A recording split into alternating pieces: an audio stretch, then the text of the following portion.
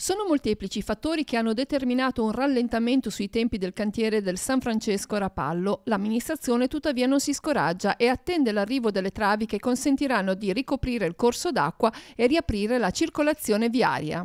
Queste travi lunghe 26 metri e quindi stiamo concordando con i nostri uffici le date con la polizia stradale per quanto riguarda, perché arrivano dal sud e devono fare un transito molto complesso. Appena arrivano le travi verranno posizionate nell'alveo del nostro fiume e poi verrà fatta la soletta al di sopra. Quindi il nostro obiettivo è quello di riuscire di riaprire la circolazione sul San Francesco nel periodo pasquale. L'attesa sembra destinata ad essere breve, nei prossimi 15 giorni dovrebbero arrivare le travi e il loro posizionamento dovrebbe richiedere all'incirca una ventina di giorni. I tempi tecnici per riaprire la circolazione nel periodo pasquale ci sono, anche se le richieste all'amministrazione sono quelle di procrastinare il secondo lotto a fine estate.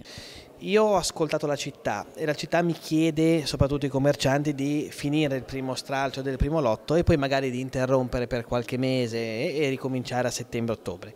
Noi sapete benissimo che perché Rapallo ha fatto tutti questi 37 cantieri, li ha fatti perché abbiamo ottenuto un'apertura del patto di stabilità e questi soldi sono condizionati, quindi non è l'amministrazione. Ma sono convinto che la Regione con l'amministrazione di Rapallo e non solo capisca la situazione ed eventualmente riuscire a ricontrattare un pochino l'apertura di queste date per non poi avere delle multe sostanzialmente per non pagare di più i lavori.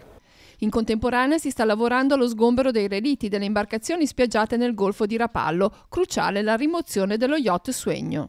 E martedì mattina dovrebbe andare via un'imbarcazione molto importante che si chiama Sueño, che è quella che è al centro del Golfo, che è un'imbarcazione importante per una duplice valenza. Uno, che è giusto che deve essere rimossa, e secondo che sta impedendo ai lavori di portare via delle altre imbarcazioni che sono sulle spiagge dei Lido, di conseguenza compromettendo anche la fruibilità delle spiagge per iniziare la stagione estiva. Quindi l'importante è che vada via questa imbarcazione per step by step riuscire a rimuovere le altre imbarcazioni.